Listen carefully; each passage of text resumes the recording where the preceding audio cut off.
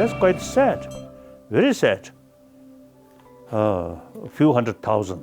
I am Buddhist. Sometimes I feel quite shameful. The Burmese Buddhist, including Burmese military, they're supposed Buddhist. So they should, you see, they carry the Buddhist message of love, message of tolerance.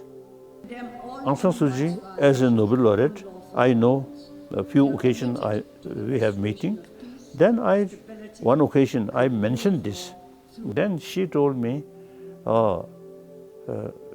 she herself also, you see, find a very difficult situation. As a military leader, they quite tough, and she herself used to find some difficulties. I met her, I think my last meeting, maybe I think 2-3 years in Prague, yes. I also wrote one letter. As a Nobel laureate, I think, you see, she has some moral, because the moral power, I think should speak more. Whether situation change or not, I think she should tell is these problems. On this planet, too much emphasis on one's own nation or community, and then also within the country, injustice or without sort of concern of others' well-being, too much exploitation, including killing, and also economic difficulties. So, number of refugees.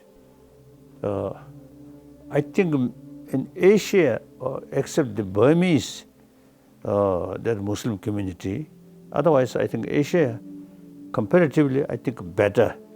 Now Middle East, many. And then also in America, from Latin America. One example, we Tibetan, you see, come to India as a refugee. But most of Tibetan never thinking to permanently remain in India. So in future, when situation change, we return and rebuild our own country. So those refugees themselves, I think, mentally or emotionally should know eventually they have to go back and rebuild their own country. Then those countries, European country, in particularly Germany, I think very, very kind, accept a large number of refugees. I think world community, and including United Nations human rights and so on, I think they really express their concern. That's very helpful, very good. Now monsoon start.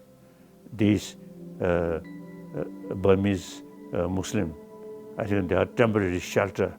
I think really now going to have some problem. So it is quite urgent.